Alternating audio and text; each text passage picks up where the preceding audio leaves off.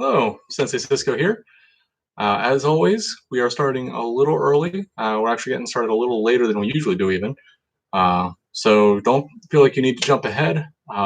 Video should be starting very shortly. I do need to propagate to the lobby through our social media. So if you will give me just one moment, I'm going to do that. At least this is for our future watchers. Obviously, if you are, I just turned it on, so there's no live viewers at the moment, which is why we promote through our social media pages. A little slow to roll today. There we go. Share on my page. Ooh, very slow load times today. Not sure why. There we go.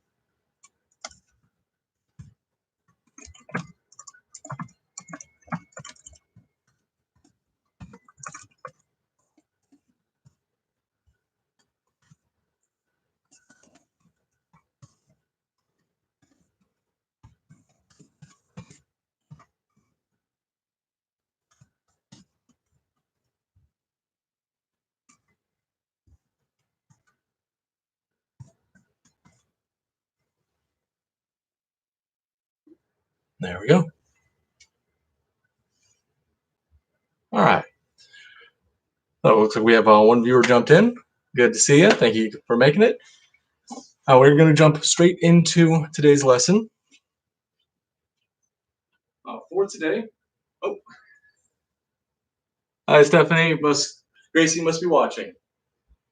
As I mentioned last week, I requested everyone to either, if you already had a staff, go ahead and make sure that's pulled out, or if you don't, then to find some sort of equivalent, such as a broom, mop, or any sort of straight stick-like object. Because what we're going to be doing today is talking about our first weapon, the bow staff. Now, there are many different variations of this. You'd be surprised at how much there is to it. So we're going to forego our warm-ups. We'll get into warm-ups a little later. Instead, I'd like to discuss a little bit about what the differences are and how the lessons of using this can transfer to an assortment of other objects. Now, first off, I'd like to mention that if you're going to look to pick up a weapon, any weapons training there is, whether this be with a sword, whether it be short sword, long sword, katana, if you're looking to pick up the sais, tonfa, nunchuck, whatever your may interest be, I do recommend becoming familiar with the staff first. As many things as you're going to learn about staff work are going to transfer almost directly into all of these other weapons. So because all this is, all any weapon is a tool. Now, just like we would use a hammer to put a nail in our wall, we use a weapon to, well, put injury into an opponent. This is simply a tool of war. Now, obviously, things like your broom can be a tool for cleaning your house. But the principle for using that as a weapon of war, as a tool of war, is the same. So, let's first talk on what the different kinds of staff are. Really, there are two different primary staffs. You have your bow and your jo. Most people, when they hear about a fighting stick, they think of a bow staff. A bow staff would actually be this guy. If you look at the sizes, that's what's important. I'm going to back up here so you can see the tips. They're both very drastically different lengths, whereas the bow stands taller than me, about 3 to 6 inches typically is what you're looking for. But you want that to pass the top of your head by a little bit. It shouldn't reach beyond the length of your arm. If you're getting to that length, you're getting into a whole different weapon set known as pole arms. These are extremely long-range melee weapons that have their own use and form to their structure. Granted, a lot of things we'll learn in handling a bow will transfer. Many of the things won't. So for today's purposes, we will not be speaking on those very long polearm type weapons. By contrast, when we drop the height into this guy, this is our Joe. The Joe stands about chin to nose level. So really kind of anywhere around where your mouth would be, from floor to top. I personally, for training purposes, and even for my own personal use and sort of combat style, I like the Joe. So if you're picking up a staff for the first time, grab a Joe, as this will make it much easier for you to learn the handling, tricks, rolls, and flows needed. The bow staff, because it's longer, requires you to be far more accurate in the way that you do your transfers and rotations, making sure your form is pulled all the way to avoid the end of it slapping the ground or slapping you. So for today, we're going to be focusing mostly on the Joe for demonstrative purposes. So what I'd like you to do is take whatever item you have at home, whatever you've selected out, and go ahead and check that height. If it's here around your chin to nose, you've got a good Joe. This is what I'd prefer you using. If you have something that's a bit shorter, that's perfectly all right. I have a broom here, and this only stands to about my chest. That's okay. So long as it is long enough that you can kind of reach out with two hands to grab the two ends, or open your arms up wide. We don't want something tiny and short. Now in this case, this is a Kali stick. So this is a single-handed weapon used typically in pairs for striking and hitting. But we may pull this out later today when we get closer to the camera for some rotations. We see how the handwork is. But for practice, I wouldn't really use this the same way I would a bow or a Joe.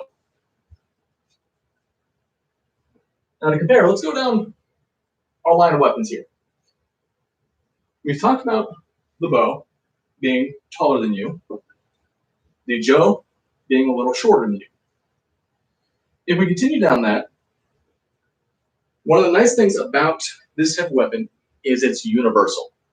If there is a broom in your house, you have a Joe. If you have a mop, you have a Joe. You can pick it up and do the same rotations and twists that you would with a longer variant. The only difference being where the weight is placed. When we're looking at either the bow or Joe, you'll see I've pre-marked this staff with a red tape in the middle, or I'm sorry, black tape in the middle, because this is the balance point. I can put two fingers on this, and it'll simply stay there.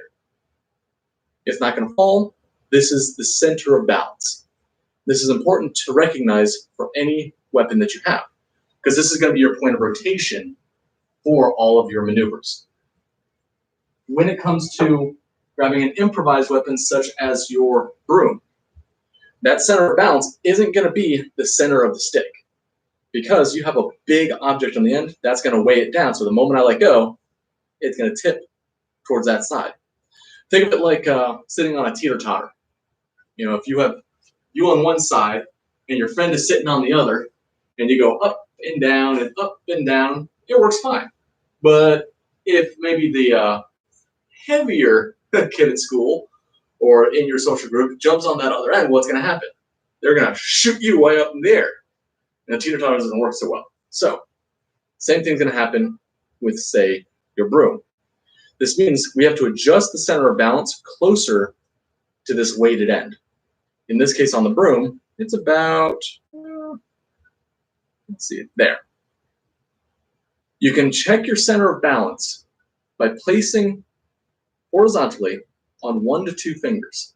And here I start with 2 fingers, and then I'll switch to 1 to get a better idea of the exact position of that center. But two fingers is perfectly fine to get the general location. Now, if you have a broom that can twist on the end, you can remove that head, kind of step it down, twist it, and pull it off.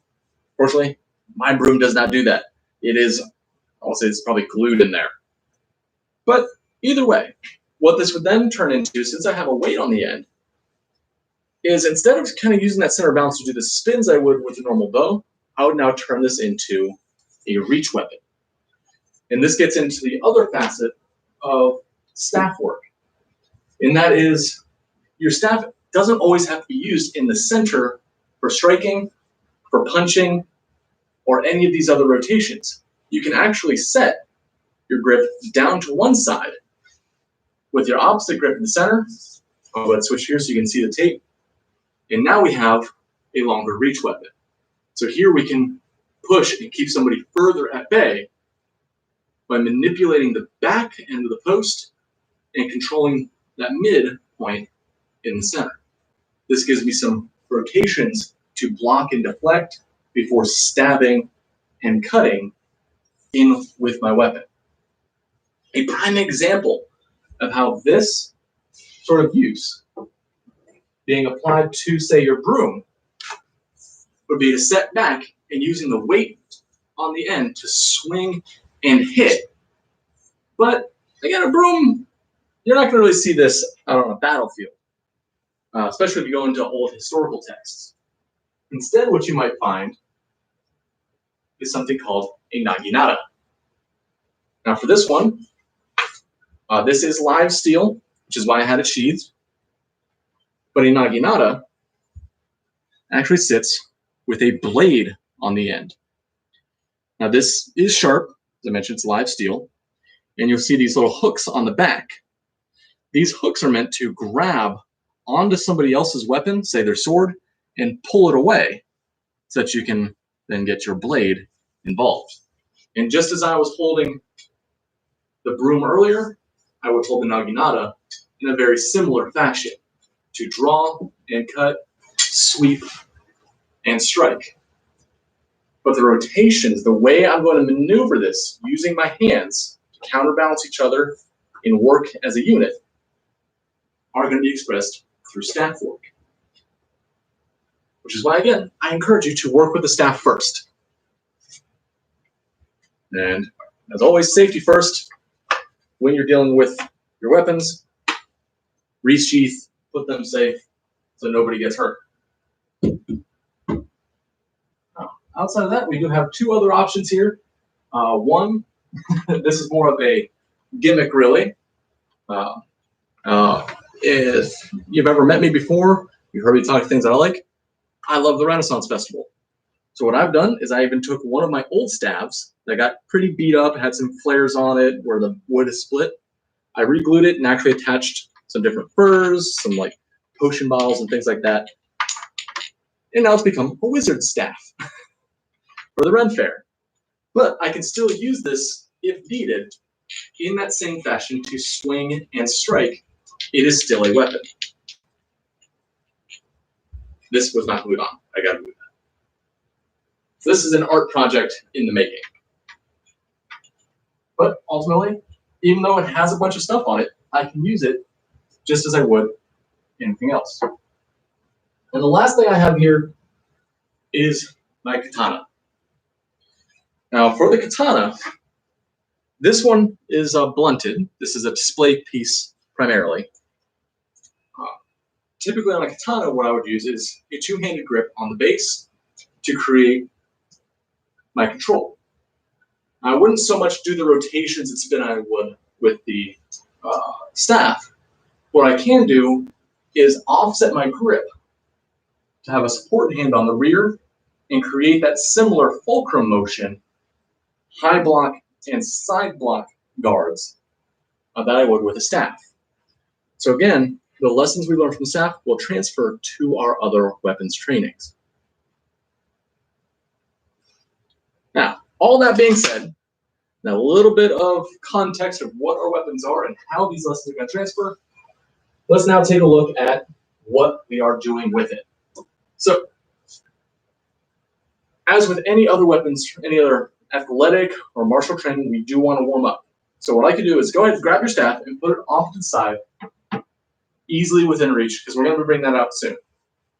First thing we got to do is warm up our joints, because we're going to be using our wrists, elbows, and shoulders a lot. So we want to wake up these muscles. Let's start off with some push-ups to get the muscles woken up.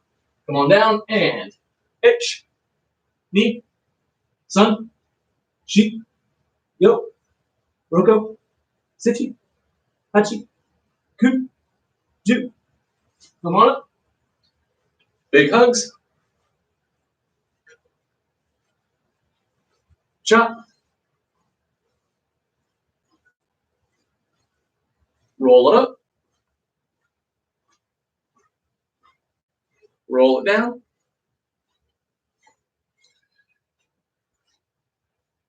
Go ahead and stick your arms out, your elbows pointed, hands in, and we're going to roll our hands away from our head and circle down. So I'm going to keep my elbows pointed at the walls.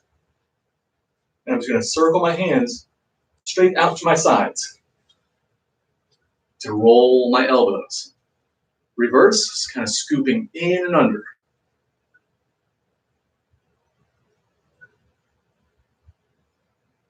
Good. Now we're going to move to our wrists. All you do is put your wrists together, keeping them together. Roll up like you're scooping water in so the back of your hands touch. Underneath, rolling to the thumbs, and then back to the fronts. We're going to keep this roll, keeping our wrists pushed together as we bring them around.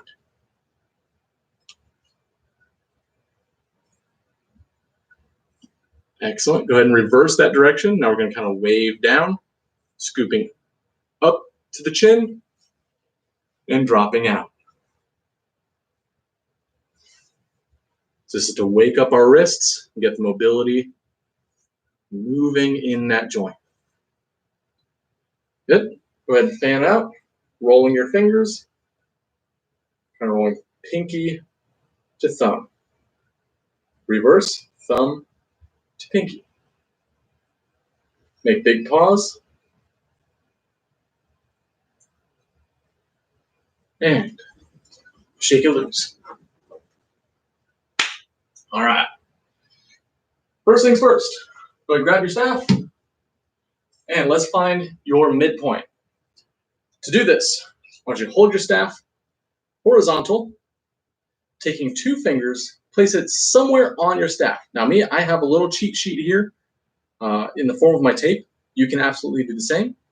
But what you're going to do is kind of put your fingers on one side and then let go with the other hand. If it drops, move your fingers closer to that side it drops, till eventually it doesn't. Or if it goes just a little bit and it sort of drops slowly, only move your fingers a hair at a time. A little hair until you find that sweet spot. Again, if I start on the opposite end, it would fall towards my right. So I'm going to push that grip or that balance point to my right. And now it's dipping a little to the left. So I'm going to come back just a hair. And now we're solid. So now I've got my balance point. If you have tape, go ahead and wrap a bit of tape around that point. Or if you have a marker like Sharpie, mark this point. What you should not do is engrave it. Don't chisel like with a knife or something to kind of etch into it. Because all that etching is going to do is grind up against your hand. You're going to cut yourself making an edge like that. So that's why I recommend using tape or a marker to show where it is, but keep a nice, soft, flat edge. Because we're going to be rubbing on this spot a lot. And any abrasions we have are going to be amplified. You're going to cut your hand up something awful. So keep it soft, keep it smooth. Now, as for our grip, as I mentioned before, I'm going to grab my poly stick so I can get a little closer to the camera here. And you can see I've already marked this one as well, only this is going to be with orange tape. I'm hoping this shows up okay for everybody. I'm colorblind, so I can't see it so well in the camera, but as I understand, most of you can see orange just fine. So I used orange because that's what was on hand today. Now, pre-marked this so you can see I have that balance point. Looks like I missed my mark just a little bit on this one, but that's okay. Now, my grip, when using a staff, you're not going to grip with a whole hand. You're not making a fist around it. But rather, just like we would in grappling, my grip is only really going to occur with the thumb and one other finger. In this case, it's my index finger. Now, some tutorials will say use your center or middle finger for that grip. I tend to alternate depending on how my flow is moving. I'll grab to one or the other. But the important thing is my thumb is what's wrapping around here. The rest of my fingers act as support. So you can think of it as, here's my hold. So the stick can kind of roll around and move around, but it's not coming loose. Instead, it can shake. This shake is important because this is what's going to let us roll and twist our wrist. If you make a tight fist and you try and roll your wrist, I want you to see how far you can get that rotation moving. Tight fist, loose fist. Tight fist, loose fist. Two fingers, all fingers. You can see my rotation is seriously diminished. I can't get nearly as much swing or as big of a circle as if I just use the two fingers. So this is why this grip is so important. It gives us mobility. When the other fingers come in contact, and we do want to get a solid grip, this is when we are hitting. When we're looking to make contact with something to, say, strike opponent's staff or their body, the other fingers are going to clasp to make it firm and rigid. There are points where you want a firm, rigid strike, others where you want a soft, bouncing strike. This is going to be very circumstantial, but understanding the differences of these two grips is key towards that end. So we're going to put this up and go into our first manipulation. Now, manipulation being, we're just going to make the stick do stuff now.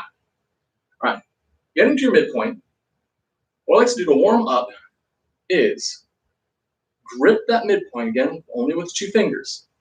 My palm is up, hand is in the center of my chest, and I'm going to turn palm down to palm up, down, up. I'm going to do this 10 times. Ready?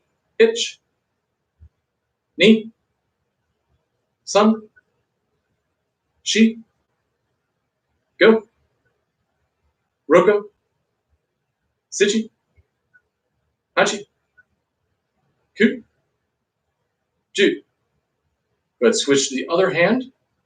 Again, palm up, grip on the balance point, and turn. Hitch, knee, sun, shi, go. Keep it vertical out in front. Roko, sichi, hachi, ku, ju.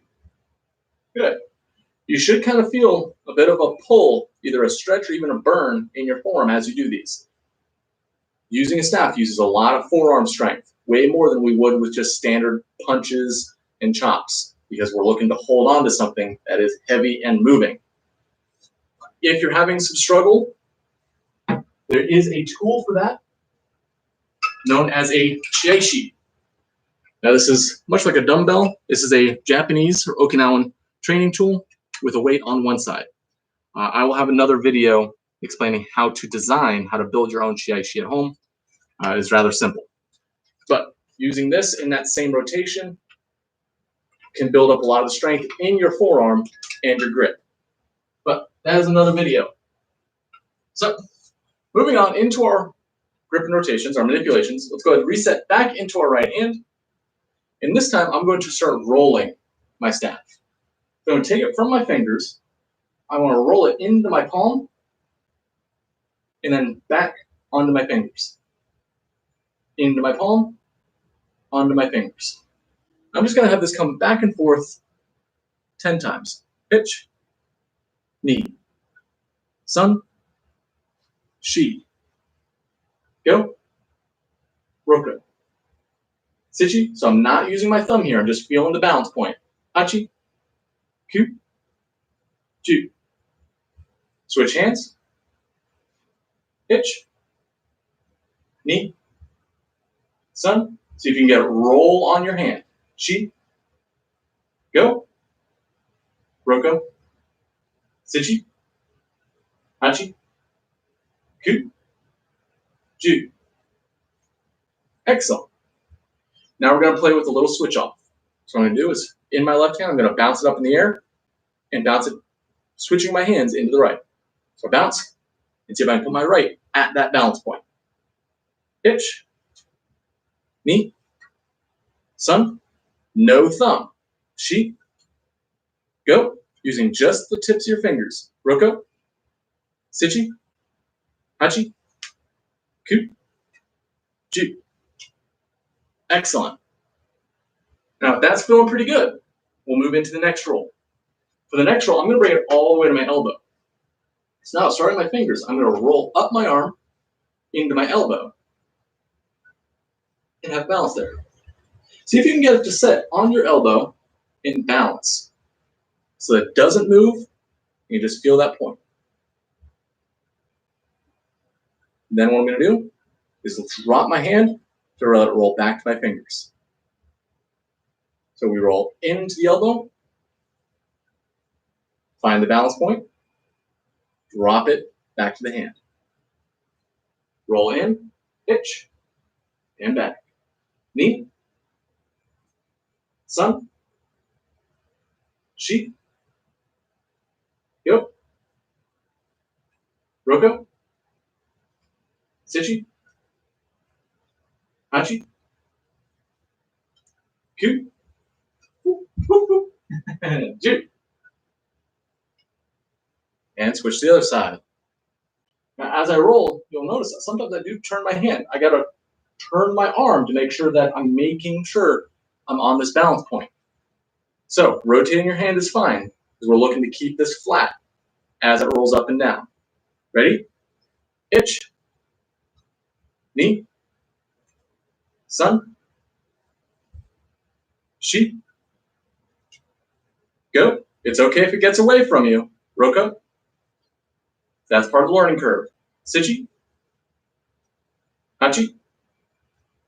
Ku. Ju. All right. Now we got a good feel for our balance point. Let's see how that balance point can switch around with our body. Now for this, you will want to make sure you have plenty of space. So standing to one side of your room, holding that balance point, I want you to point your staff all the way out.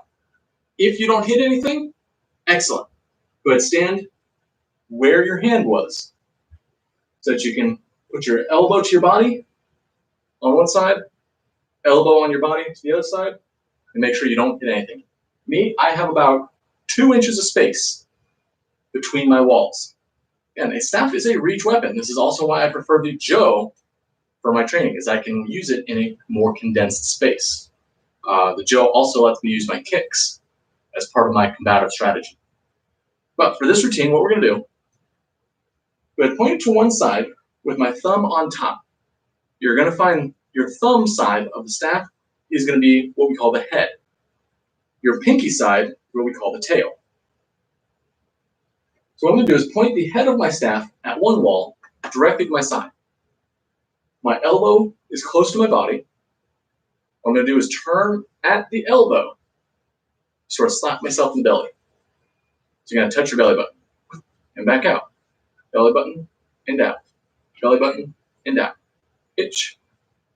Knee. Sun. Shi. Go. Roko. Sichi. Hachi. Ku.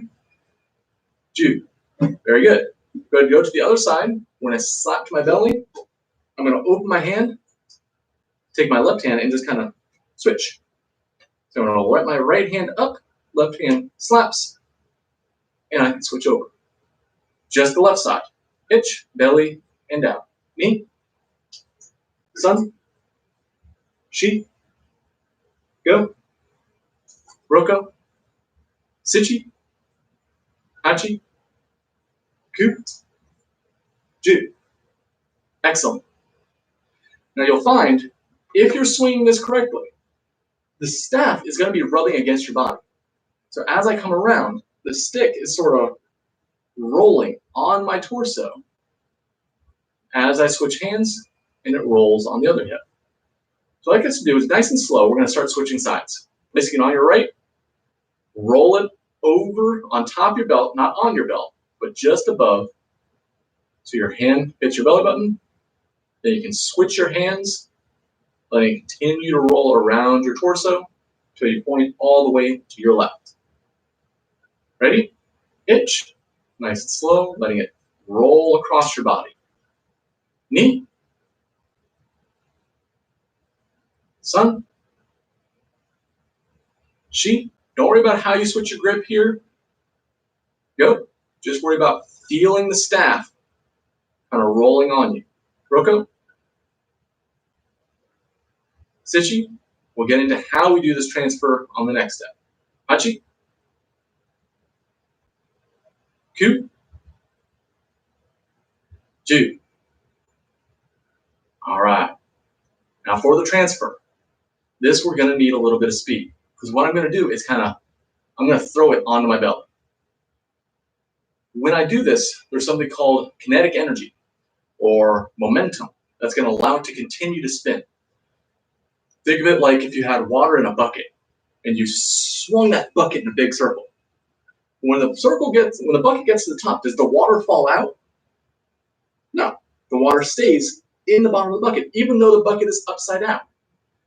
This momentum or centrifugal force is what allows the water to continue to move with the bucket. Same thing's going to happen here with the staff, only in tighter with our stomach. So as I swing in, what will happen is that head that's swung around is going to continue to swing around. It's going to pull the tail around with it.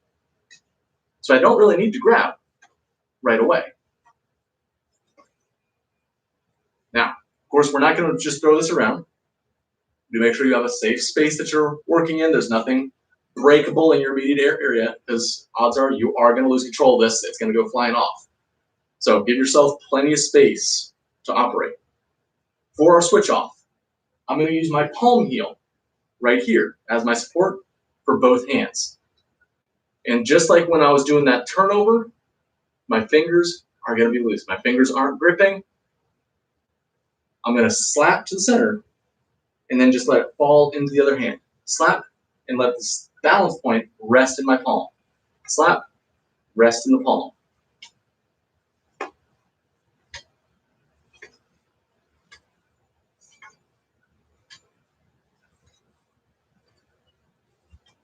So one way you can think about this, place your free hand out to one side. So I'm kind of giving a thumbs up. Open palm, just like this, making an L. When I slap, I'm going to bring the staff underneath my hand. Then drop my hand as soon as it passes so that the tail can whip around into it. Watch again.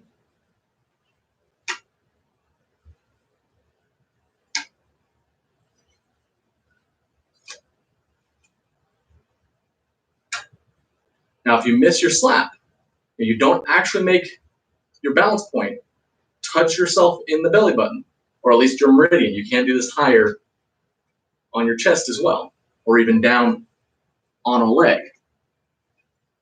We want that balance point to hit a meridian, center point of our body. If I don't hit that point and I overshoot, what happens is now the staff flies. It starts spinning away from me instead of spinning on me. So it's important that we keep that balance point on our center point. Its center is our center, and we got a good flow. Ready? Hitch. Knee. Sun. Shi. Go. Roko. Sichi. Hachi. Ku. Ju. Hitch. Knee. Sun. Shi. Go. Roko. Sichi. Hachi. Ku. Ju. Hitch. Knee. Sun. Shi. Go. Roko. Sichi. Hachi. Ku. Ju. Hitch. Knee. Sun. Shi. Go. Roko. Sichi. Hachi. Ku. Ju. You speed up with practice. If that was too fast, that's okay. Everyone starts somewhere. It takes time to build that speed. So just remember, if you can do it slow, you can do it fast. Because the faster you get, the more accurate you need to be in your technique to keep it where you want it. All right, now that we got a good flow, we got a good feel of the staff, let's move into our first sort of rotation, our first spin. Now to do this, I want you to make sure that there's nothing immediately above you. Now for me, I have a light right here. So I'm gonna make sure that light is off center from me. That way if my staff goes a little high, I don't break a bunch of glass, the light bulbs. Now, of course, if you can do this outside, that is the best place to do it. Go outdoors to play with weapons and staves and all that stuff because it's much longer than you. However, if you're watching this on video, it might not be as easy to get it mobile unless you're on a tablet, cell phone, or something that has roaming data that you can watch this sort of content. But if you have someplace at home, such as a basement, something with a high ceiling, just be aware of your surroundings. Now for this rotation, what we're gonna do, is I'm gonna take my right foot, point it out with my toes pointing in front of me. Placing the staff in my right hand, I'm gonna pinch with my index and thumb. Again, getting that 2-point connection with the other fingers being loose. I'm gonna hold it straight out in front and point the head, that meaning thumb on top, outwards. Now to get my rotation, what I'm gonna do is drop that thumb side down in front and sort of scoop in front of my body into the, right in front of my nose. I'm like a warrior. Ready?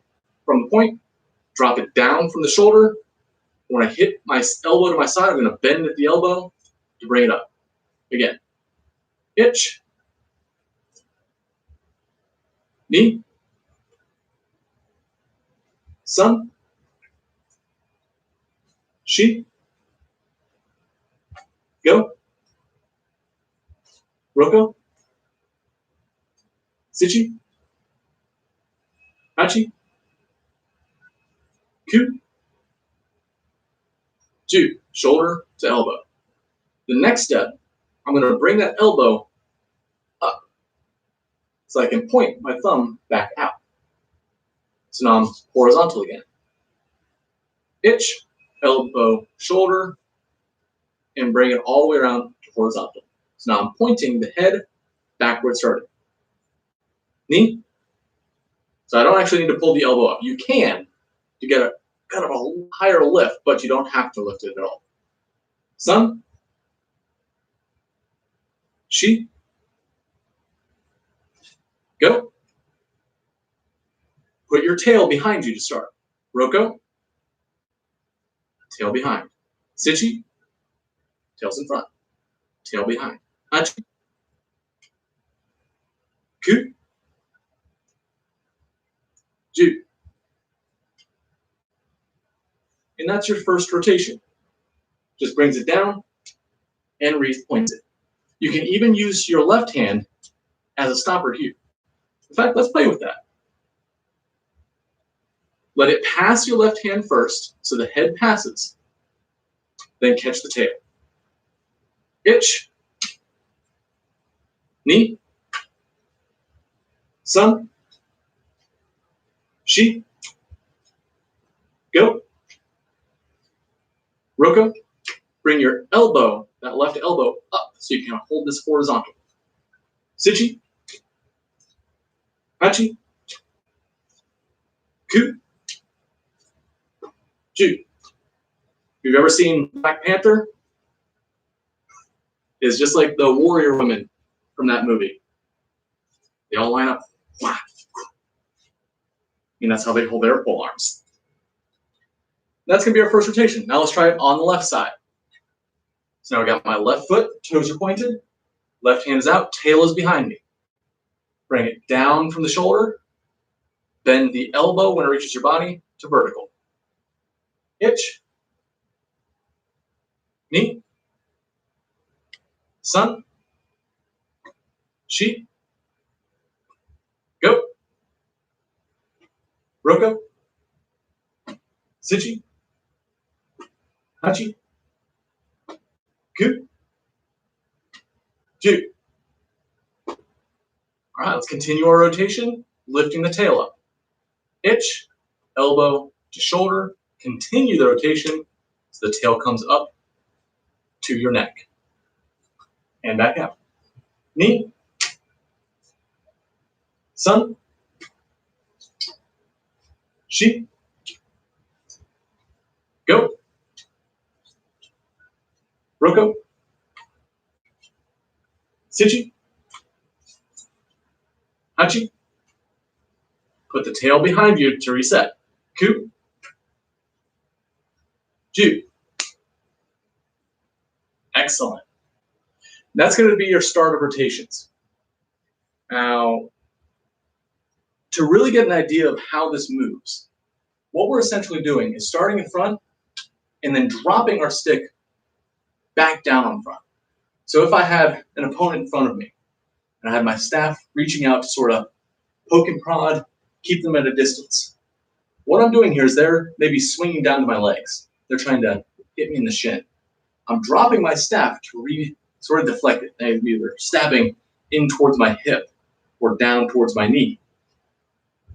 While dropping my staff, I can think of this kind of like my low block from we got Itch or Kiantande. Only now the block is happening here with the stick. I'm going to push their attack away and then continue that roll to bring the head of my staff from deflecting to hitting downward, maybe on top of their head. Block low, roll down for a high hit. Block roll, high hit. Block, hit. Block, hit. This also then lines us up for a stab. So, to stab, hold center balance, grip about 6 inches from your bottom. This is maybe 1/10 of the way up the staff. You can even think of it as put this tip of the staff on your elbow for extra support on your grip. And what we're going to do is lean forward on the Shikarachi, push Zenkutsu, and extend the right arm. This way I can move it in a straight line. Itch, knee, sun, chi, go, roko, sichi, hachi, ku, ju. Now you may notice, if you're watching closely, my right hand is turning as I do this. Just like our fundamentals, our basics in class, when we're throwing a straight punch, I meet in the middle and I turn at the end.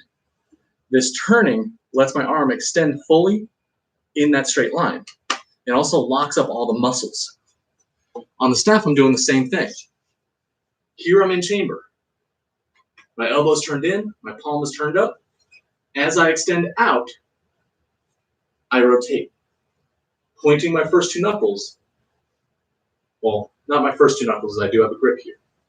But I rotate so my palm is down now, and this will give me a more direct spin on the staff. If I kept my palm up and I try and push straight, what can happen is the bend of my wrist can turn the angle of the stick. So now I'm kind of getting more of an upward arch motion, which can be useful for certain strikes. Maybe you want to go low and hit up into the jaw. But in this case, we want a straight staff. So we're going to turn the wrist, palm up to palm down. Itch, knee, sun, chi, go, roko, sichi, hachi, ku, ju. This also gives us a defense. Let's go ahead and switch on to the left side. So my left hand's going to grip, right hand's on the back. My defense on this, after I get that reach, is on that return. As I turn back to rotate, if you watch the tip, it sort of makes a little circle. I can use this as a deflection. Maybe somebody's trying to swing or stab in towards my face. So now I can rotate, redirect their attack. I can see they're open, and I shoot straight in. Redirect and stab.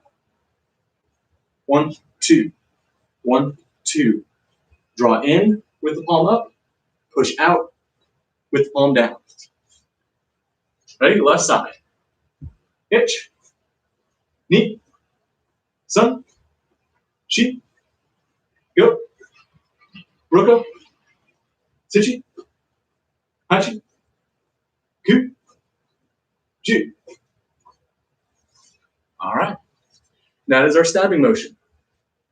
As I mentioned before, this can be used with other weapons, especially the stabbing motion on the naginata. Because here we would have our blade out, we would draw in to deflect, and then push that very sharp tip into the thing we don't want here anymore. And as always, safety first. Safe storage is good storage. The last thing we want is for that to fall over, hit our foot, and suddenly we don't have toes. All right. Now, so far, we've talked about hitting our balance point, feeling it both in a balance, switching our hands, rolling into our palms and our elbows before returning back down. Try to maintain that straight line. We spoke on how we can use a bounce, keeping contact with the body to let it roll side to side. And we spoke on how we can get our rotation starting, what I call this is the first half of our figure eight, dipping down into a stabbing position from an outreach to a roll stab. Kyotsuke, Shizentai, Zenkutsu. The last thing I'd like to talk about is two-handed manipulation. So far, this has all been single-handed, just turning it upside down or switching one hand to the other. The other part of staff work, and this is where it gets a lot of its real power from, is how the hands can work together to create energy. Essentially, what we're going to find is the hands are going to work in opposite directions to each other. So what I like to do is start off with our grip. The initial grip on our staff isn't going to be on the balance point, but rather putting our hands equal distance from that balance point. This is also going to put our hands right in front of our hips or in front of our shoulders. Hips and shoulders are the same width. So if you put the balance point on your belly button, put one hand on your hip to reach out, on the other hip to reach out, you should find your perfect position. You can also use this in a mirror to hold out in front of you, and if your fists cover your shoulders with your balance point in the very center of your body, you got a good spot. And this is where we're going to get into two-hand manipulations. What I like to do is put your left hand on your hip and push your right hand out, all the way across your body, even with your solar plex, meaning your hand is in the middle. Your pinky is going to kind of be facing outwards here. This is what we call punching. Just like when I rolled it earlier across my belly, I'm going to pull my right side into my hip, then push my left side out. So I'm pointing the tail forward. Roll in, push out. Roll in, push out. Roll to push. Roll to push. You're going to see the staff comes up at about a 35-degree angle here. Hitch, knee, sun, shi, go, roko, sichi, hachi, ku, ju. Hitch, knee, sun, shi, go, roko, sichi, hachi, ku, ju. Now, why would we call this punching? Well, because it looks a lot like if I took the staff away, pull it in, push it out, pull it in, push it out, pull it in, push it out, pull and push, pull and push, pull and push, pull and push, pull and push. It looks like I'm punching to the corners of my body versus the center of my body.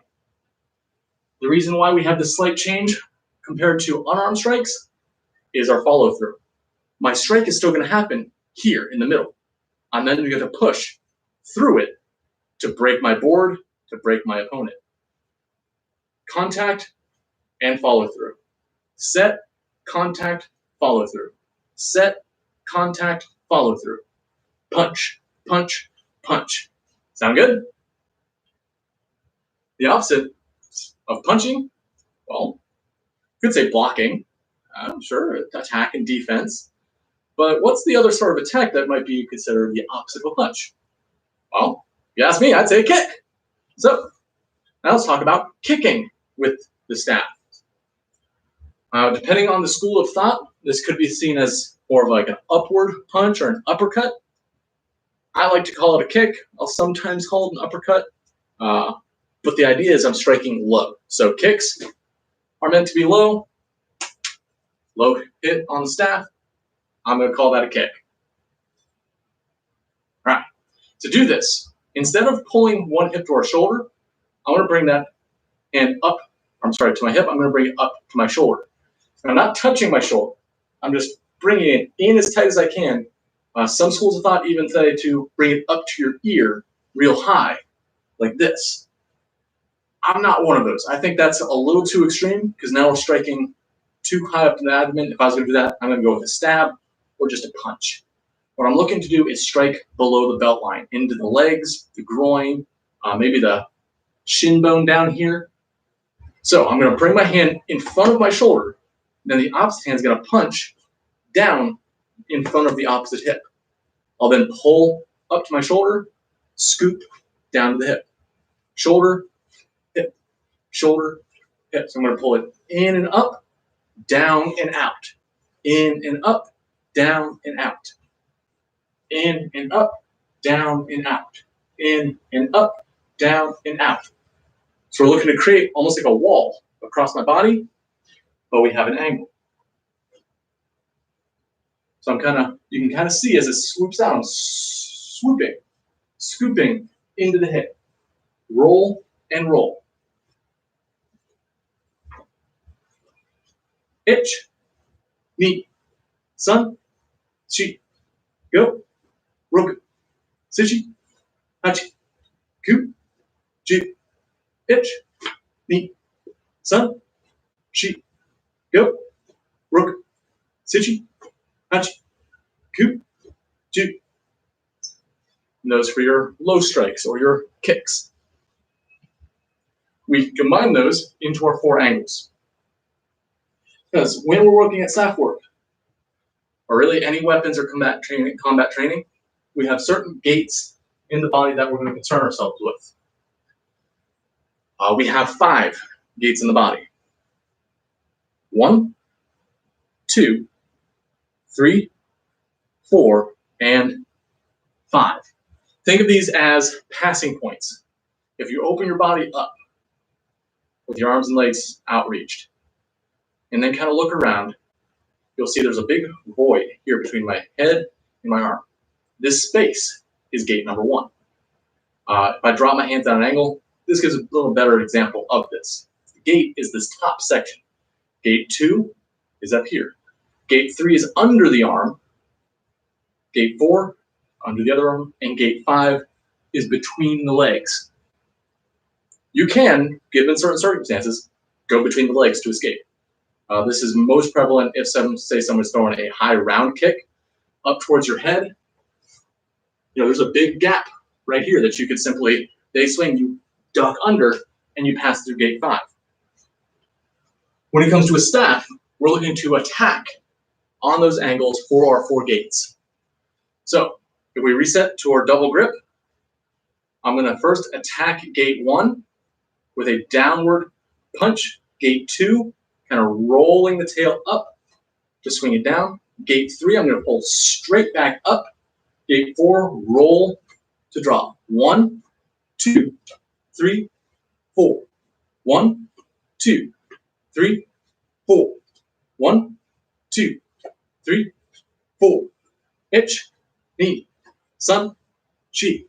Itch, knee, sun, sheep, itch, ding, sun, sheep for our four corners. All right. How's our time doing? All right, almost there. The last thing to cover today, and again, if you're having troubles with any of these routines, simply rewind this tape after we finish the live stream and play with these drills. Ultimately, when it comes to weapon training, playing with it is key. Bear in mind, you're going to hit yourself, you're going to hit your legs, you're going to hit your head as part of the learning curve. Every single one of us has done it. You're not going to be an exception. So, just don't hit yourself. When you hit yourself, go, okay, I don't do that again. I got to angle it differently so I can get the rotation. But just be warned, it's going to happen. Don't worry about it. If you get a bump or bruise, put a Band-Aid on it, get back to work. All right.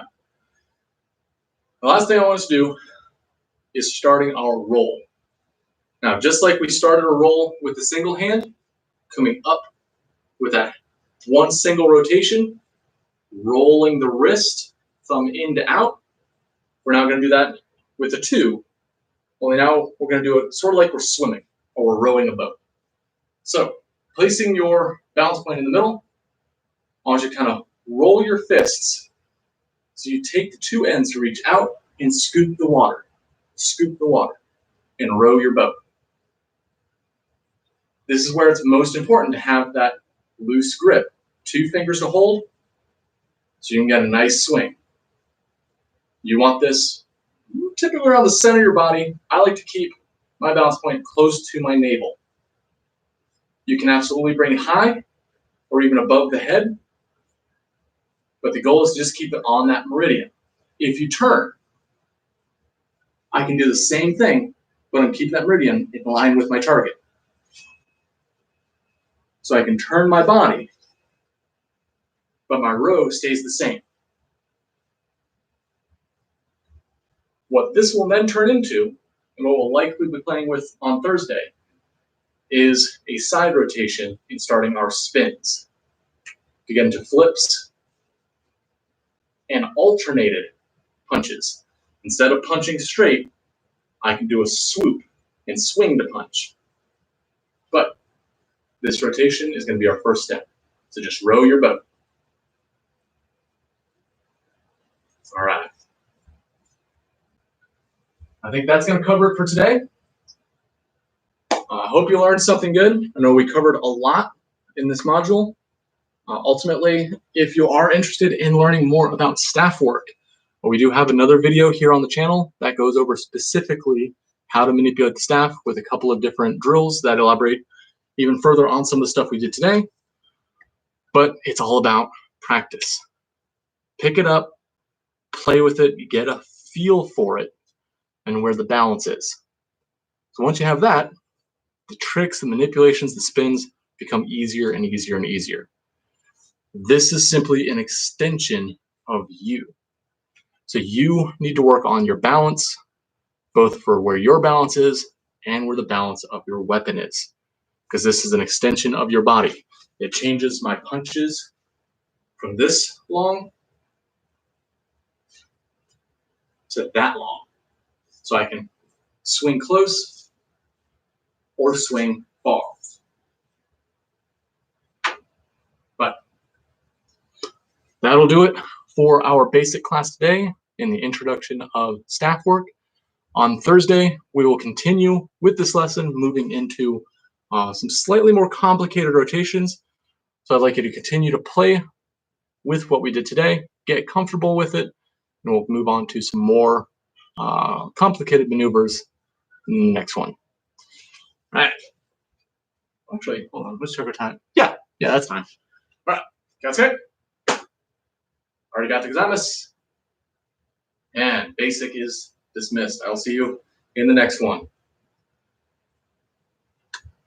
Now, for my intermediate students, you'll give me just a moment. I'm going to clear some of my space here, as we won't be working with the staves in this class. If you are looking to do more advanced material, please join us on Thursday for basic, where we'll be going over more of the spins and hand switch-offs and rotations there.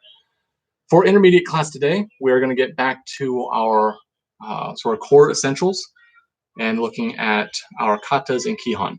But if you give me just a moment, I want to clear some space so that I don't trip myself while we're working, as well as get a quick drink of water. So, pardon me for just a moment. I'll be right with you.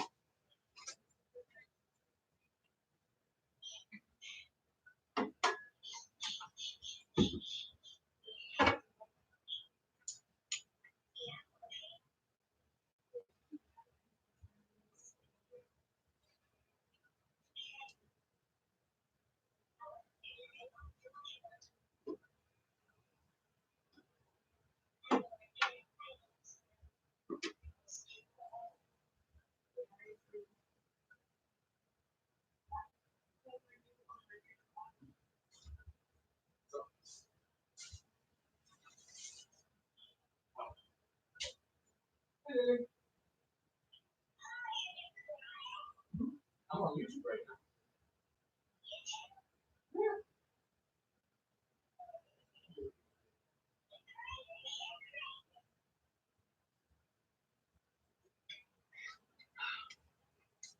You want to?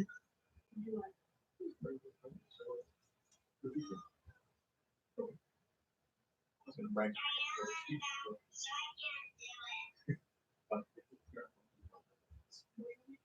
I was going to say.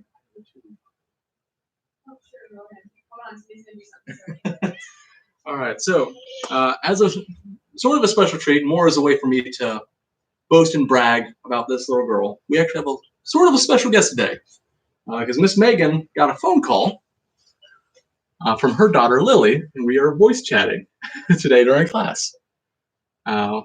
It's hard to see. I think you guys might have a glare, but you may recognize Lily as the Tootie Tog girl. So that went viral last year. If you guys saw a video of a little girl that went viral on Facebook, she was dancing at her preschool graduation. That's actually my daughter. That's her. She is absolutely precious. Say hi, Lily. All right, I'll let these guys get back, but I had to brag about little Lily. Love that girl. But let's get to work. Guys, good? Right? Onegaishimasu. And jumping jacks. Itch. Ni. San. Chi. Go. Roko. Sichi. Hachi. Ku. Ju. Jich. Juni. Jusan. Jushi. Jugo. Juroku. Jusichi. Juhachi. Juku. Niju. Nijuichi. Nijuni. Nijusan. Nijugo. Nijuroku. Nijusichi. Nijuhachi. Nijuku. Sanju. Sanjuichi. Sanjuni. Sanjusan. Sanjushi. Sanjugo. Sanjuroku. Sanjusichi. Sanjuhachi. Sanjuku. Shiji. Jujuichi. Jujuni. Sujusan. Jujuchi. Sujugo. Sujuroku. Sujusichi. Sujuhachi. Sujuku. Goju. Yame.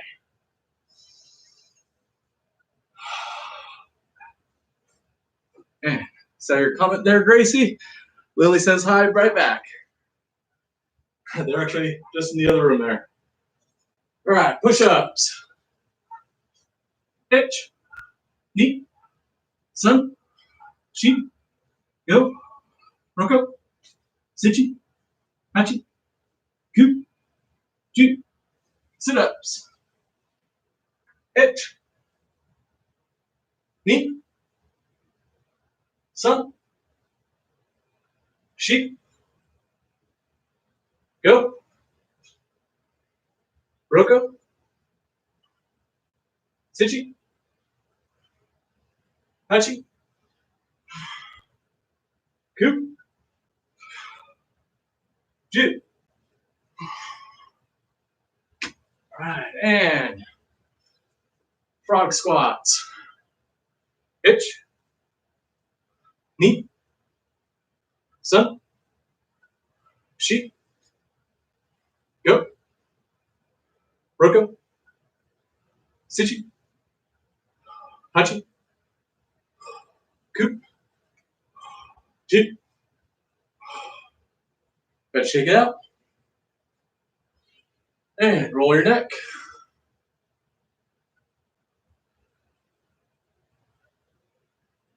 Reverse. reverse,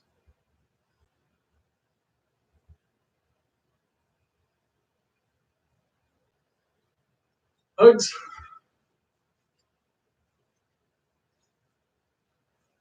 chops, rolls, reverse, freeze and twist,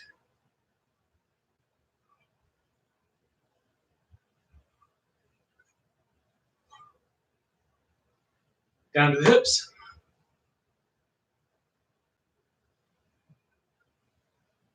reverse,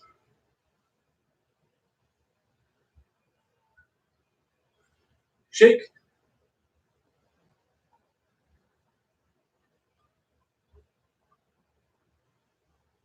down to your knees,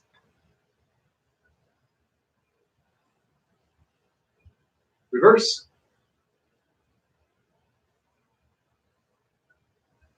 and let's go with straight leg kicks. Throwing your heel up as high as you can go. Hitch, knee, sun, sheep, go, roko, sichi, hachi, ku, ju, switch, hitch, knee, sun, sheep, go, roko, sichi, hachi, ku, ju. To the side, you can use a wall of support here. Hitch, knee, sun, sheep, go, roko, sichi, hachi, ku, ju. Other side. Now what I recommend is when you do this, extend one hand out to your side.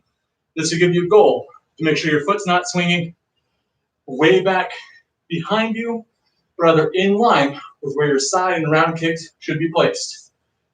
Hitch, knee, sun, sheep, go, roko, sichi, hachi, ku, ju.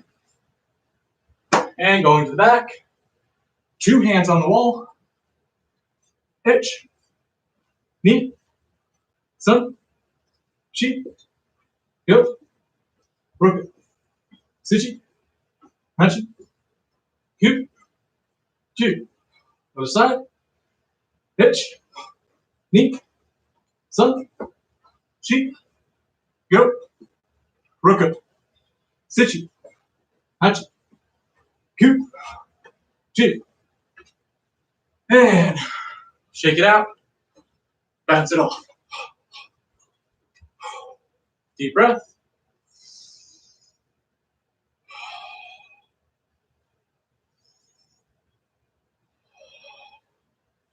All right. So, how's everyone feeling? Hope you're feeling good. And we're at the, took about 5 minutes to go through our warm-ups, which is perfect.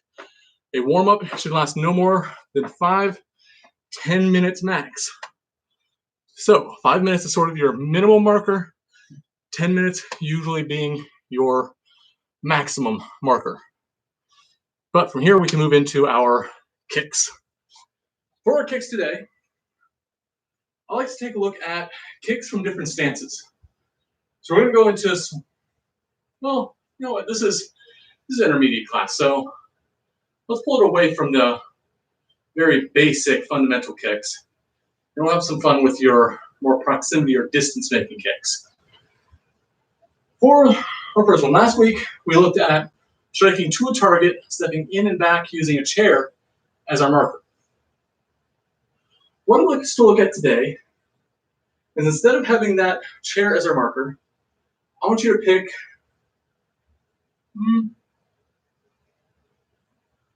let's see. Very sorry. Brain's still trying to catch up with me today. Been thinking about staff work. Now I'm lost on my kicks. All right, let's do some combination kicks. That's always a good one. We're just going to do some different combinations of 2 kicks put together. Let's start off with one of my favorites, the crescent into side kick. So off the right leg, we're going to crescent kick, draw the chamber into our pivot, extend the side before returning back. Itch for 1, 2, and back. Knee. Sun. Sheep. Go. Roko. Sichi. Hachi. Ku. Ju. Other side. Hitch. Knee. Sun. Sheep. Go. Roko. Sichi. Hachi. Ku. Ju. And shake it loose. Whew. All right, next up, let's do round into a spinning hook. Start with our right, right to round, left to hook. Itch. And then left to right. Knee. Sun. Sheep. So I'm drawing this all the way around to an opposite shikarachi. Sheep. Go. Roko.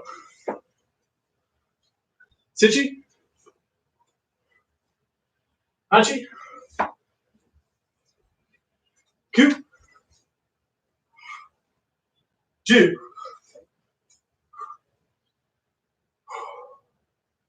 Breathe it out.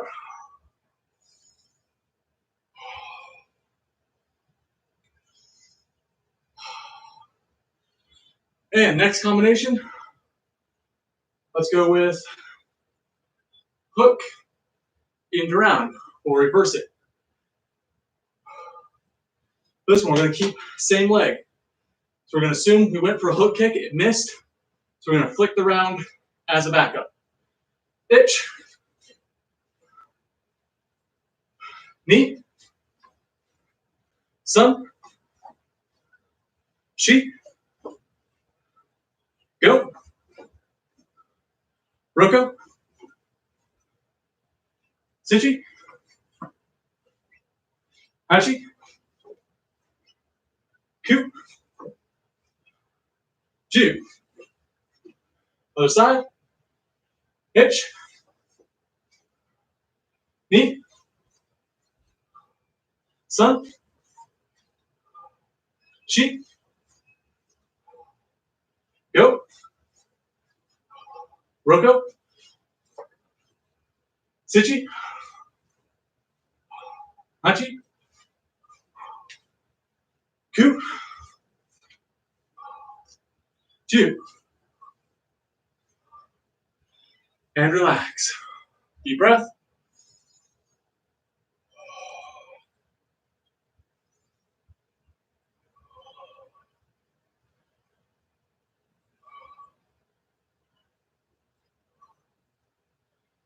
All right, now for our last kick, let's put some footwork with it. So now we're gonna design this with a little more context. So we're going to imagine we have an opponent in front of us and we got our guard position. What we're gonna do is react off of a cross punch. So they're gonna strike with that right hand.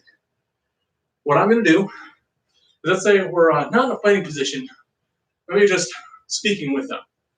This is we're having a conversation, it starts to get heated, and they go to take a step in and swing, or step in and punch, trying to pop us in the nose with a right hand jab. So this means your opponent is gonna be standing here, they're gonna step in with the right foot and try and come in real quick with a fast right hand right to your nods. So what we're gonna do to react to this is, as they step in, I'm gonna again, advance towards that gate. They bring in on the right, I'm going to go towards the right. When they step in, I'm going to sidestep with my left foot. My right foot's going to remain in place for now. And just go with a side block. Left hand to lead, right hand to follow. Now you can do this either as a solid outside block with a half Zenkutsu, or with a high knife open hand. The arm position is the same, it's just fist or palm here. Use whichever is most comfortable for you, because ultimately we're not going to be focusing on the hands as part of this counter for now. Ready? Pitch. Knee. Sun. Shi. Guide the hand. Block the hand. Go. Roko. Sichi. Hachi. Ku. Ju. Now from here, we've got our left foot planted. We've got our plant. Let's lift our anchor into a round kick for the gut. Pitch. Knee. Sun. To add to this, because we want 2 kicks, I'm going to take round into side. So we'll assume maybe our round kick didn't make contact, or maybe they led with the punch, but they dropped that opposite arm to create a shield here, because they know what they're doing. So they got their shield up high, they got a shield down low, and maybe a round kick got caught here. So now I'm going to take from that round kick, I'm going to pull it in for a quick side kick jab. Because as they came in, I blocked the arm, I kicked, they got their block, but their knee is still exposed, so I'm going to pop that knee. Ready? Up, round to side. Up, 1, 2, 1, 2. Up, 1, 2, 1, 2. Up, up. Hey. Up. Hey. Very good. Let's go and switch it to the other side. But of course, that'll get in. Make your training space safe for those around you. All right, stepping just with the hands to the right. Right foot shoots out. Right hand leads to the left block. Itch. Knee. Sun. Shi. Lead. Deflect. Go. Roko. Sichi. Hachi. Ku. Ju. Adding the round kick. Itch. Knee. Sun. Chi. Go. Roko. Sichi. Hachi. Ku. Ju. Plant and kick. All right, side kick to finish. Itch. Knee. Sun. Shi. Go. Roko. Sichi. Hachi. Ku. Ju. And relax. Go shake it out. Loosen up. And deep breath.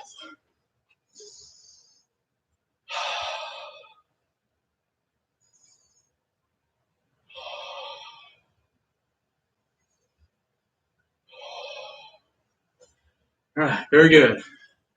We got 10 minutes before our water break. So let's keep this momentum going. Indoor strikes. Now we've been focusing a lot on our stances and footwork. We talked a little bit about cat stance and how we can use that to drop the hip. Now let's focus and speak on these hands. In the case of the technique we just ran, the hand motion we're using is that of an outside block. So we're setting up our shield with the X and then delivering the strike. For a high knife, there are two options here. One is with that same motion, only with the hands open and drawing back, sort of to, especially if you have a strike to the face, the lead hand can deflect it as the rear hand can deflect as the lead hand then presses in to intercept. Think of it as deflecting the wrist and then pushing the elbow as I advance. The other option is with the knife hand strike, which would involve the same hand deflecting and then reaching in. The rear hand acting as a back support to catch perhaps a kick or roll into a reverse headlock. In either case, the hand motions we're going to be looking for here are my rear hand on my thigh, sort of thumb in. So I'm going to be facing my palm back, pinky out, and it's going to draw from here, keeping the elbow closed, drawing up from the elbow till my palm is even with my solar plex, and then it will flick, turning palm up at the end. So my end position has my elbow tight and palm holding a teacup in front of my solar plex. Let's go ahead and practice just that motion with our right hand. Thumb touching our thigh, sort of rub up the body. If you grab your tassels uniform, that's a good thing. We want this close to then flick to the palm. Itch, knee, sun, shi, go, roko, sichi, hachi, ku, ju. Right side, itch, knee, sun, shi, versus my left side, go, roko, sichi, hachi, ku, ju. All right. It looks like we're getting a little bit of glare from the sun today. So I hope it's not too much of an annoyance for you. There's only so much I can do given our current situation. Now, as for the lead hand, as the backhand is doing this draw back and flicking up from the elbow, kind of like a bicep curl for a bodybuilder, the lead hand is going to draw back to the opposite cheek. Think of this as palm to cheek, then keeping the elbow in place or drawing the elbow just slightly back to then thrust out from the shoulder. So this is a very direct angle from the cheek to the wrist is even with the shoulder. And again, we're going to use the ruling, we're using the rule of 180, turn the wrist at the last moment. It's not till we're at the precipice of the strike that we're going to flick to make contact with this point of the hand. Ready? Itch, knee, sun, shi, go, roko, sichi, hachi, ku, ju. Other side. Palm not touching your cheek, about 1 inch off. Itch, knee, sun, shi, go, roko, sichi, hachi, ku, ju. All right, let's put them together. Left side forward, right hand thumb to the hip, left hand to your right cheek. Itch, knee, both hands turn at the end. Sun, shi, go. They should both finish at the same moment as well. Roko, sichi, hachi, ku, ju. Other side, left hand to the right hip, right foot forward, right hand to the left cheek. Itch, knee, sun, shi, Go. Roko. Sichi. Hachi. Ku. Ju. Excellent. Go ahead and relax, shake it out. Now, adding this in with our step. Give me one moment. Always want a clean uniform. To time this with our step, what we're going to do is as we step, we're going to set this chamber. As we drop the hip is when we throw the hands. So now let's take a look at our stance, just as a review from last week, with our left foot forward, right foot back. Our feet, toes, being shoulder width apart on our train tracks. Back heel turns to the center of the tracks, so we can lean on the back toes. As I step, lead heel will drop in line with that center, also in line with the back heel. As I shift my weight to the forward leg, and that back leg then drags, toes just behind my heel, following their train track. Drop the heel, shift the weight, slide the toes. Drop the heel, shift the weight, slide the toes. Drop, shift, slide, drop, shift, slide. Drop, shift, slide, drop, shift, slide. This is the basic motion for cat stance.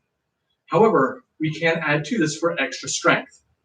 This time, as we step down, shift and slide. I'm going to slide, but I'm going to kind of lift my hip out. I'm going to overturn as I do it, so I can then flick back to my seat. Drop the heel, shift the weight, turn the hips out, before then drawing the hips back into position. Drop, shift, reach the hip, flick the hip in to position. 1, 2, 3. 1, 2, 3. 1, 2, 3. So you kind of think of pushing your hip forward and then popping it back, or taking your back hip up and then shooting it out. And sticking your butt out at the very end. Up. Up. Up. Up. Wante. Up. You can also think of this as in Peanut, when we do those teardrop steps. High knife, teardrop reach. This is that same hip flick. So now as we step, drop the heel, turn with my heel turned out here. Or even use that little teardrop to set it up, and then pull the heel in position, dragging from the hip to grind the toes to the ground. Drop the heel, teardrop, flick it in. Drop, tear, flick back. Drop, tear, flick back. Moite, flick. Drop, tear, flick back. Drop, tear, flick. Drop, tear, flick. Drop, tear, flick. And yummy. Let's combine it with the hands now. In essence, what the time we're going to look at here, when we make the teardrop, is when we're setting our chambers. When we get the flick is when we throw the hands. Now, as always, the legs will lead the hands, but this is a fraction of a second. It may look as though they're happening in the same moment, but they're not. It is almost imperceptible unless you have the trained eye to see when this happens. Just be mindful that when you move, you're going to teardrop. As you're setting, flick just before the wrist flick. So the seat wants to end just before the wrists end. All right, ready? Left leg out, left hand up, heel, tear to draw, flick to flick. Heel, tear set, flick and flick.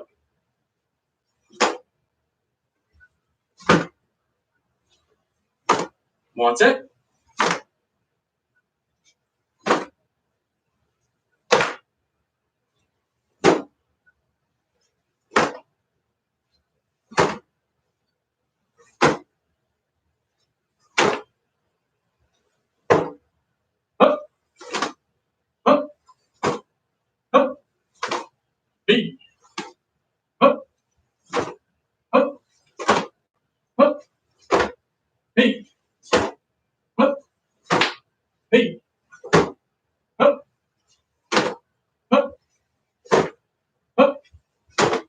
Hey. Up. Hey. Up. Up. Hey. Up. Hey. And yummy. Go ahead, shake it out.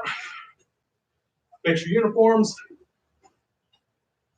And that's it. Break. Good break for water. I'm going to keep mine on hand here. Whew. Oh, wrong pipe on that one. Oh, excuse me. Oh. The body wants oxygen and H2O at the same time. Whew.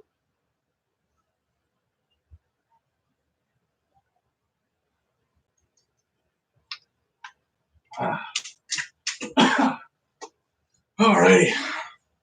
Oh. Oh, sorry, excuse me. It's still stuck in my throat. Goodness. All right. All right, good to see you, Reed. Let's keep it up. That's it. Great. Thanks, less. And let's be moving into again our penons. Now, penon nidon and penon shonon both have pronounced cat stances. So let's take a look at those. Be mindful of what we talked about last week, using the balls of our feet to facilitate our turns. But now, as we do that, we're combining with our set and strike. All right, starting with nidon. That's it. Great. Penon nidon. Yo. Up. Up. Up. Up. Up. Up. Up. Up.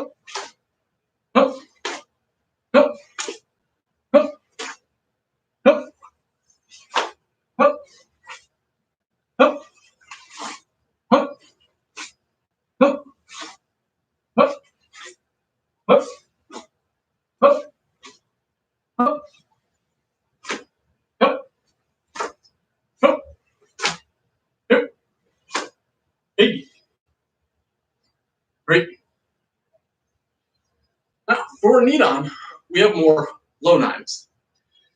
Just like the high knives, we want the final extension to occur at the same moment or just a fraction second after that hip snap and setting us down. As for our guard, we're going to use a very similar position as our low guard. Think Shikadachi Zenkutsu with Gedan Uke. So my backhand, let me get out of the glare there, is pointing towards my opposite hip. My lead hand is going to set not all the way up into my shoulder, but rather resting across my bicep. So my wrist is going to rub between the tricep and bicep, sort of this little bony part on the side. It then slides all the way down to the wrist before pulling apart, flicking, and drawing in that same motion. For the low knife, the start position will be the same, only now I'm going to use open palms. My lead palm is going to turn out slightly so I can kind of push in this downward motion. Think someone raises a knee up and I'm going to step in and push it down with my back hand. My lead hand is going to have my knife. So that as I slide down forward here, let's see, there we go. So I've got my down hand, front lead, back hand pressing down, lead hand hugging to the thigh, to the bicep. I'm going to drag. As soon as I hit the wrist, they're going to, again, pull apart. As I pull apart, I want to slide across my thumb. Don't hit the hook. You see here, there's a little bump. If I have my wrist turned in this way and I slide, I'm going to catch myself. And you kind of just, you'll end up hitting yourself there. You give yourself a little bruise. So as I slide down, I want to make sure my slide is hitting on the back side of my thumb here, so I can cleanly slide through. This is another reason why I only turn slightly and not all the way, because this creates that stopper. If I've only turned about 45, Now I can get that clean slide through. So backhand will press down, lead hand will press through, and as it pushes, I draw the backhand, pulling the wrist into my belt knot. Almost like I'm gonna throw a back elbow, only I stop it halfway there. The lead hand will continue just like a low block would to a full extension and flicking out. As for the timing, get the hook, flick, and pop. Hook, and pop. All right, from the top. Pinan Niran. Yo.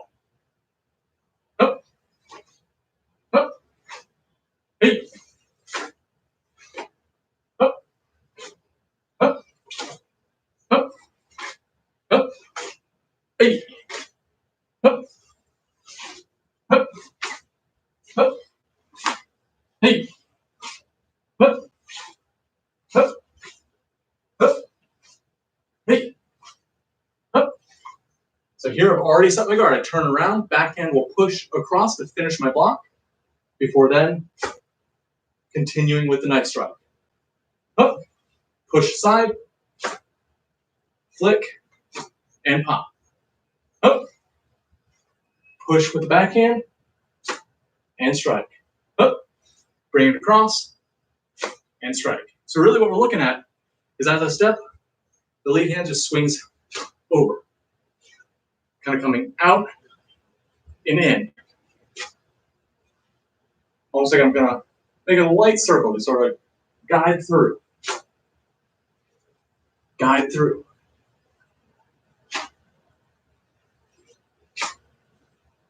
All right. Shade it out. How's our time? All right, still looking good. Let's move on to Pinan Shodan. Again, if you're having difficulty with this or it doesn't feel quite smooth, continue to practice it. Continue to run this regularly. But I'd like to review as much as I can here, give you tips and tricks for your off days, for your weekends, for you to practice as you need. My goal is to show you what you need. It's up to you to follow through. And excuse me one moment. Looks like I've got a pop-up here. Let's get rid of that so I can see the chat if there are any questions. There we go. Oh, another pop-up. Problems with using modern technology and computers. All right, looks like, okay, we got them. Back to business. Moving up the ladder, Pinan Shodan. Yo. Up. Hey. Up. Hey. Up. Up. Up. Remember what we talked about earlier. Drawing back, flicking the hips to give that torque into our hands. Up. Spear on the last one.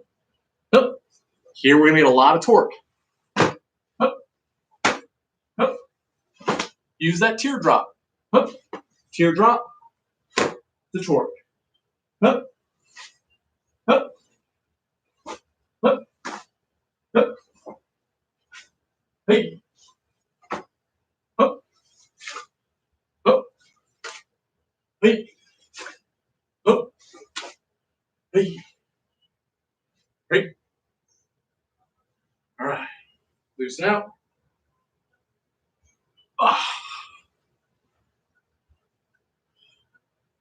And again, keep it relaxed, keep it smooth. Pinan Shodan. Yo. Up. Hey. Up. Hey. Up. Hey. Up. Hey. Up. Hey. Up. Hey. Hey. Hey. Up. Hey. Up. Up. Hey. Great. Pinan Shodan. Yo. Up. Up. Up. Up. Up.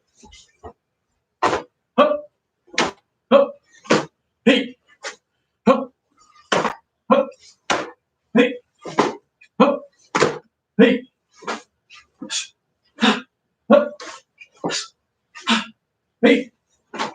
Hup. Hey. Hup. Hey.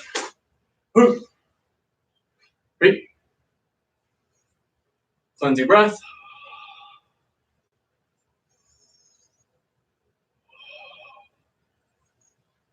All right. Now this time through, we're gonna go Renzoko. So I want you to hold your own pace, and I want you to give it all you got. This doesn't mean to rush, but rather imagine yourself fighting. You are actively engaging with opponent. So show your deflections and counterattacks as combination movements. So that you're setting, you then get the hit. Once you have the hit, look to your next target before attacking them. So there's going to be a bit of an ebb and flow to this now. Stay calm and counter quickly. All right. Bihan Shodan. Schmidt.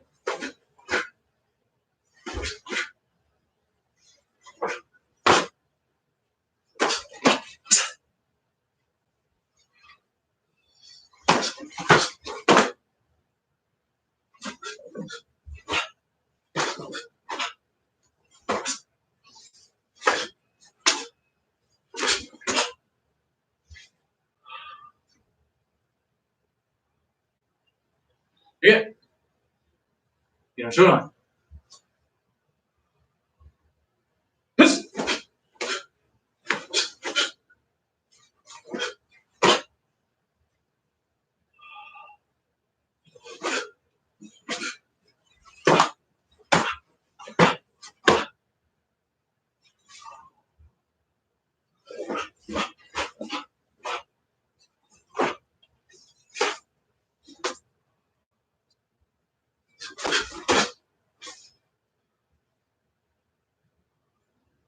And relax.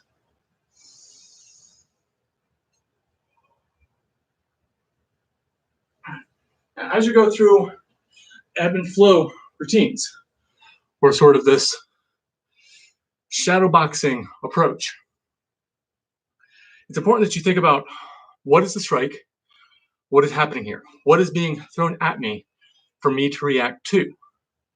This is where your bunkai becomes in handy.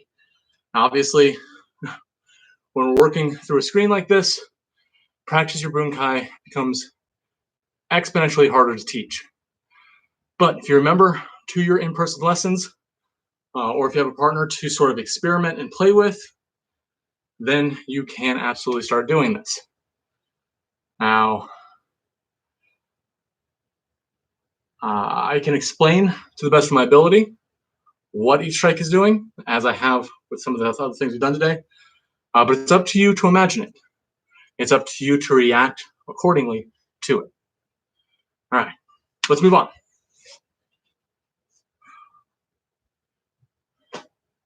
Hanshi Shodan.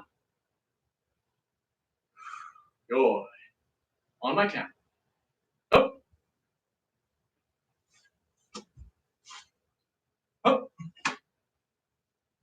Up. Hey. Up. Up. Up. Hey. Up. Yes. Up. Hey. Up. Hey. Up. Hey. Hey.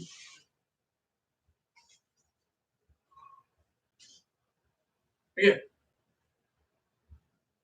Now here, I'm going to try and discuss a little bit about that bunkai I mentioned. So as we go, think about where your opponents are, how they're facing you. Now, Shodan. Yo. Now we have an opponent coming in from the right. So we're going to look, set up, clear the distance. And then using my left hand, I'm going to draw a cross to deflect a punch to the head. Maybe it's with their left hand. So I'm attacking into their center line for a ridge hand towards their temple. Push their left punch to the side, strike their temple. From here, I hear their buddy come up from the other side. So I'm going to grab them by the head, elbow to finisher, look to their friend, block low, so maybe they're coming up with an uppercut. Right hand is uppercutting.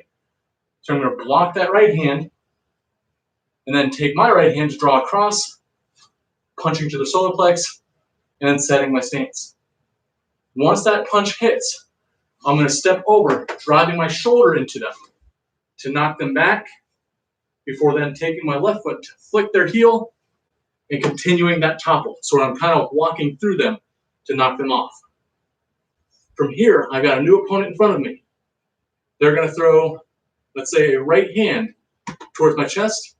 So I'm going to lift my block, pushing their right hand out. So now they're cross-armed. They're going to try and follow up with their left hand. So I'm just going to switch to a left hand block. Only now when I block that left, I'm going to punch to their gut opening just below their left rib.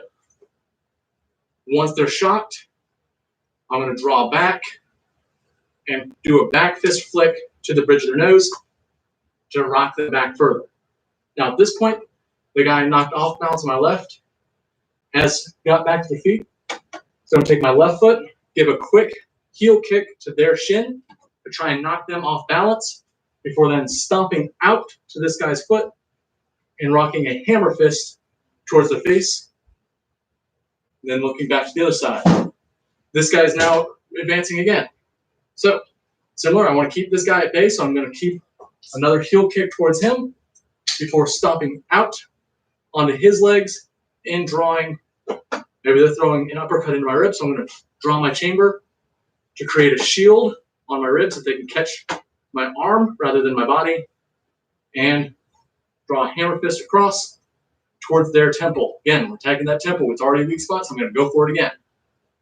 I'll drag in, look to this guy over here, and finish him off with a double punch. It's at this point, the guy in front of me has now got back to his feet. He's regained his stability. He's going to come in. So I'm going to draw, deflecting his punch to the face. Let's say you throw him with the left. I'm going to deflect that left and then ridge hand, not just to him, but through, and drag him across. So I'm going to attack the head and then drag him over towards his buddy. Once there, I'll finish him off with an elbow and return to this guy. I'm going to start pushing him back with first a low hammer into the groin, followed by a cross into the solar plex.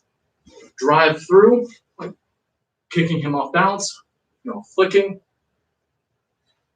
stepping in, catching his foot as we shoulder slam through, knocking him down or knocking him back. Now to this point, maybe they got a fourth buddy comes up. Or even one of these guys was able to come around. In fact, let's switch this up. We'll have the guy from over here. We didn't quite finish him off. He's going to swing up and maybe throw a, let's say a round kick towards my face here. So I'm going to lift my arm to catch the leg. Well, let's not do that, because what do we know about kicks? If somebody throws a kick up, should we ever block it with our arm? No. Never try and dead stop a leg. Legs are thicker, harder, and stronger than your arms are. So this is a guaranteed way to break your arm. So this is not going to be a block to a kick. Can't be. So what else can it be? Well, let's say, keeping this idea of this guy coming in, and maybe they're going to try and throw a haymaker to try and swoop around and catch me in the nose. So what I'm going to do is lift my arm to create a shield, catches their forearm, not their elbow. Make sure if you catch their elbow, their arm's just going to swing around and flick you anyways. You want to catch up towards their wrist. To deflect there, I'm then going to rotate, grabbing his arm as I switch, and hammer into his ribs. Again, we'll get in this position. We're just delivering the strike a little different. This is what Bunkai is. Once there, I can release, throwing the hand away. So instead of a back fist, I got the grip, and I throw the hand away from me. Now that he's a little dazed, I'm going to finish off with this guy. Heel kick, only now instead of front, I have my aggressors here. So I'm going to switch the angle of my heel kick, and then side kick back to hit his shin, his shin. Before then, following with the hammer, same thing, shin, shin, hammer, fold, double punch to finish him off, and I've completed my kata. Now, of course, bunkai is going to change depending on your style, what you're focusing on that day, but the core of the kata should remain the same. The motions should be as shown by your instructor. The purpose behind them may adjust slightly depending on what type of strike you want. Whether you want to strike, block, or grapple. The context is everything. All right. How are we doing on time? We have about 10 minutes left. So let's go into a cool down. For a cool down today, we're going to do some isometric and static passive stretching or relaxed stretching. Isometric stretches are the opposite of that. For isometrics, we're going to get into a stretch position and then flex our muscles to resist that stretch. First one we can do for this is having a seat, putting your right foot out, grab your toes, and then push your toes away before then relaxing. You're going to push, hold for 10 seconds. Push, 10, 9, 8, 7, 6, 5, 4, 3, 2, 1, and relax. Switch to left, grab the toes, and push the toes. 10, 9, 8, 7, 6, 5, 4, 3, 2, 1. Very good. Come into a butterfly. Now for the butterfly, we're actually going to flip this upside down. So we're going to lean forward into what's more of a frog stretch. Using our heels or our knees on the ground. Open your hips as wide as you can and then squeeze your knees together. 10, 9, 8, 7, 6, 5, 4, 3, 2, 1. Relax, letting your hips drop to the floor. Let's do a second round. Begin. 10, 9, 8, 7, 6, 5, 4, 3, 2, 1. And relax, letting your hips drop to the floor. Very good. Go ahead and extend your knees out. Cobra. Now for this cobra, again, we're going to create some resistance. So taking your knees or your feet, push against the ground. 10, 9, 8, 7, 6, 5, 4, 3, 2, 1. And relax. Bring your left foot up to the center. So we have this sort of elongation and hug your knee. You're going to bring your back knee and kind of squeeze it into the floor. 10, 9, 8, 7. Squeeze your front foot back. 5, 4, 3, 2, 1, and relax. Switch. Pulling your back knee, get as wide as you can. Open up to your absolute limits. Pull your back knee and your front heel together. 10, 9, 8, 7, 6, 5, 4, 3, 2, 1, and relax. Go ahead and rock back, taking a seat on your back foot. Push your lead heel down on the floor, trying to push yourself up with a straight leg. 10, 9, 8, 7, 6, 5, 4, 3, 2, 1, and relax, letting your body slump forward.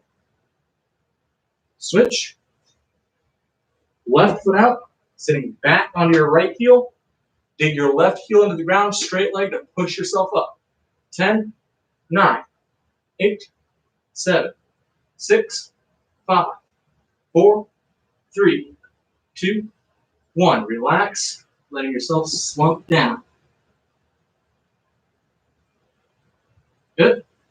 Come on up. 2 hands on the floor and open up to a split as wide as you can go.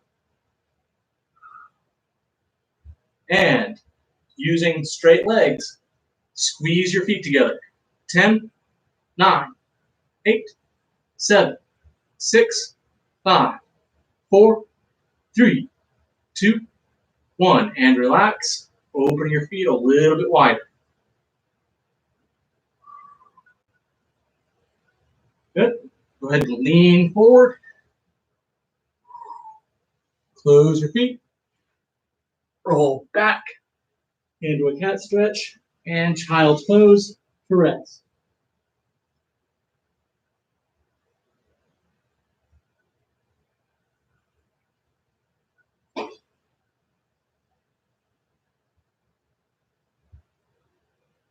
Roll on up.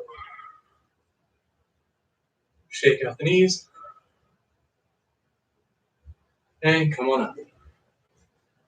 All right. And we'll call it there for today. Hope you learned something good. Hope you got some good exercises. Got a nice sweat. And ultimately, practice, practice, practice. Not just when we're shooting these live streams, but come back, replay this, go through the class a second, third, or 20th time. It's through this practice that perfection is found. So don't be afraid to repeat these drills over and over again, but be mindful of the lesson, the goal behind it, setting up your timing between the hip snap and flick, creating balance and combinations between your kicks, and the form and fluidity of your katas using a shadow, boxing, or bunkai approach to your strikes. All right. Otherwise, that's it. Great. Arigato gozaimasu. And we'll dismiss there. Thank you all for joining us again on Thursday for our live stream. Basic class, we will continue to go over staff drills, upping the ante into switch offs and rolling. For intermediate, we will continue with standard lessons. So if you want to check out more on staff work, please tune in on Thursday, or even check out one of our tutorials using the weapons page here on the channel. Until then, thank you very much for coming, and I'll see you in the next one. Bye-bye. Boink. Boink.